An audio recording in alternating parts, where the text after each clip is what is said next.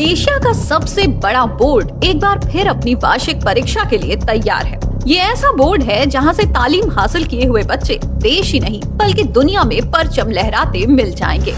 शिक्षा के विशाल सागर में अगर कोई लहर सबसे ऊंची और प्रभावशाली है तो वो है यूपी बोर्ड, जो करोड़ों विद्यार्थियों के सपनों को दिशा देने वाला बोर्ड माना जाता है।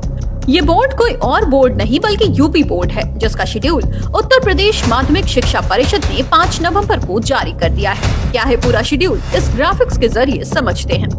यूपी बोर्ड ने 12वीं परीक्षा 2026 की डेट शीट जारी कर दी है। परीक्षा 18 फरवरी से लेकर 12 मार्च तक चलेगी। इंटरमीडिएट और हाई स्कूल दोनों ही कक्षाओं का पहला पेपर हिंदी का होगा। हर बार की तरह इस बार भी परीक्षा 2 शिफ्ट में होगी। पहली शिफ्ट सुबह 8:30 से 11:45 तक, तो दूसरी शिफ्ट 2:30 से शाम 5:15 तक चलेगी।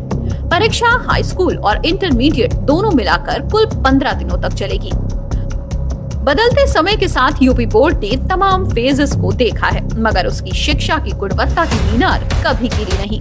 एक ऐसा दौर भी था जब यूपी बोर्ड को कड़ाई और पारदर्शिता की मिसाल माना जाता था। एक ऐसा दौर भी आया जब इसी बोर्ड को लेकर नकारात्मक बातें भी होने लगी और उस नकारात्मकता के केंद्र में नकल और लाचार सिस्टम रहता था।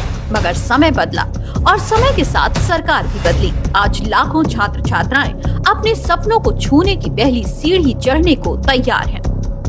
इस साल कुल 52,30,297 विद्यार्थियों ने यूपी बोर्ड परीक्षा के लिए रजिस्ट्रेशन किया है, जिनमें हाई स्कूल के लिए कुल 27,50,945 विद्यार्थी शामिल हैं, जिनमें लड़कों की संख्या 14,38,682 है, तो वहीं लड़कियों की संख्या 13,12,263 है। वहीं इंटरमीडिएट में कुल 24,79,352 विद्यार्थियों ने रजिस्ट्रेशन किया है, जिनमें लड़कों की संख्या 13,03,012 है, तो वहीं इस परीक्षा में 11,76,040 लड़कियां शामिल हो रही हैं। परीक्षा से पहले यूपी बोर्ड ने ये भी निर्देश दिए हैं कि सभी जिला विद्यालय निरीक्षक इस कार्यक्रम को अपने स्तर पर व्यापक रूप से प्रचारित करें और विद्यालयों को इसकी प्रति उपलब्ध कराएं।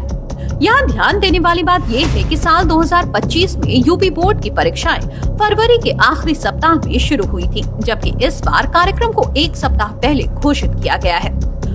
बोर्ड का कहना है कि समय से पहले कार्यक्रम घोषित करने का मकसद परीक्षा प्रक्रिया को और अधिक सुव्यवस्थित और पारदर्शी बनाना है।